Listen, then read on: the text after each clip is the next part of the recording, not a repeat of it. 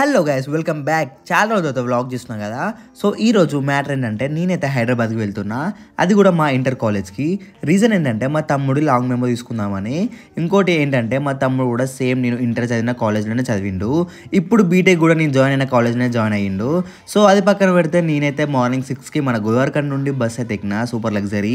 అది కాస్త పల్లె వెలుగులా మెల్లగా పోయేసరికి 5.5 hours పట్టింది జేబీఎస్ రీచ్ అవ్వడానికి. ఆ తర్వాత జేబీఎస్ నుండి మెదక్కి వెళ్ళే బస్ ఎక్కి మధ్యలో గండి మైసంలో దిగి మళ్ళీ వేరే బస్ ఎక్కి ప్రగతి నగర్ స్టాప్ లో దిగాను. అక్కడ నుంచి ఒక 1 kilometer లోపలికి వెళ్తే మా కాలేజ్ అయితే వస్తుంది. అది వచ్చేసి Sri Chaitanya junior college, Bowrampet branch అనమాట. నియర్లీ ఒక 3 years అవుతుంది లాస్ట్ టైం ఇక్కడికి వచ్చి. కాలేజ్ లో మాత్రం అసలు ఏం చేంజ్ అవ్వలేదు, సేమ్ అవే చైర్స్ ఉన్నాయి, ఇంకా కాల్ చేయడానికి అవే డబ్బా ఫోన్లు, ఇంకా మెస్ లో అయితే అవే టేబుల్స్, అదే ఫుడ్. 3 years తర్వాత తిన్న సేమ్ అదే టేస్ట్. ఆ పప్పు మాత్రం ఏం మారలేదు, ఇప్పుడు కూడా సేమ్ అదే టేస్ట్ వస్తుంది. ఎప్పటికైనా అది మారదేమో. సో ఇలా ఉంది కాలేజ్ అయితే. ఫ్యాకల్టీ మాత్రం మొత్తం చేంజ్ అయ్యారు. మేము చదువుకున్నప్పుడు ఉన్న ఫ్యాకల్టీ అయితే ఎవ్వరు లేరు, ఒకరో ఇద్దరు ఉన్నారు అంతే.